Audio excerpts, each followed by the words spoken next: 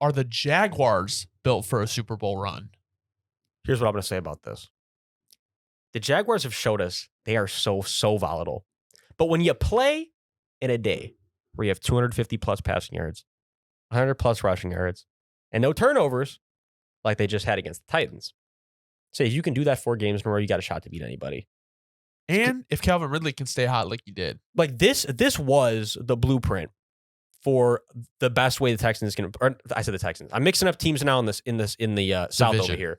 But my point is look, the Jaguars have got to start balancing the game plan more. I feel like that we get into these rhythms where they'll start getting very pass heavy for almost no reason. And I'm watching and I'm like, guys, like let's get back to balancing it out. You got ETN, you got Bigsby, you got good running backs, you got D'Ernest. You like use these guys, just run the ball, because that's where Trevor's at his best, when he doesn't have to be throwing the ball 40, 50 times a game. Yep. I feel like the Jaguars get too much into those rhythms on offense where they just want to sling it. Doug Peterson just gets itching to throw a bunch of play action and a bunch of shotgun out there. And hey, when it's working, it works. But I feel like a lot of the times, the trend I see with the Jaguars is let's just keep it balanced. When the Jaguars are playing balanced, they're very, very hard to beat. But you got to stay balanced. That's the narrative I'm going to take from this game. Yeah, they just have so much skill everywhere. Like, even on the defense, like, kind of what we talked about, they're just, like, very volatile. They're hit or miss. On the other side of the ball, on the other side of the field, Will Levis has been looking promising, but the Titans are just, like, it feels like, here's what the Titans feel like to me. It feels like this year they just should have went in on the rebuild. And now you're throwing in a rookie who is going to be basically a year ahead of the teardown. So, like, this team may be worse next year.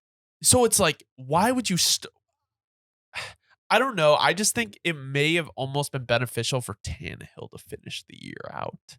No, that minus the fact that this is very exciting and it's probably going to help selling tickets early on next year, because I guess no matter, that's kind of stupid of me to say, because no matter what teams are going to be excited, you're excited to see your team early in the year. But you get what I'm saying. Like, there will be a lot of hype now, and Titans fans, I'm mixing up all these teams. Why am I, the Texans, my tongue's getting tied over here.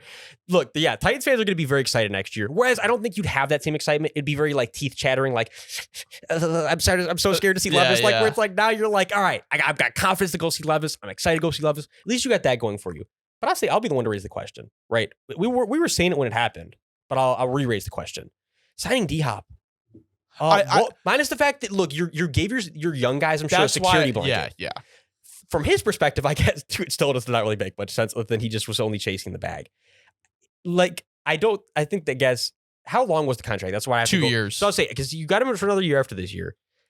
My main note about this game is, you have got to address the receiving core after this year. And the offensive line. It is unserious. It is genuinely unserious. Like, especially when you have a guy like Will Levis, you could borderline not give Tom Brady this receiving core at his peak on the Patriots. He might not be able to carry these boys.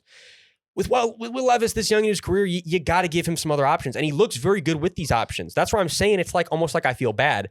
Like, this is unserious football right now. Not that this core, I'm not trying to drag anybody's name through the mud, but there hits a point where you can't have guys that are fourth strings, third strings on most teams on the field for 95% of the game. It's not going to work. Well, right? Also, it's like you see like Vrabel dropping these like weird quotes in press conferences and shit. Like, wait, fill me in, because I'm not even he basically said, I like, actually have not seen these quotes. He basically said, like, the Jaguars played better, they were better coached. And like, my thing is, like, I understand, like, admitting when you got beat. And I think that's actually a respectable thing to do.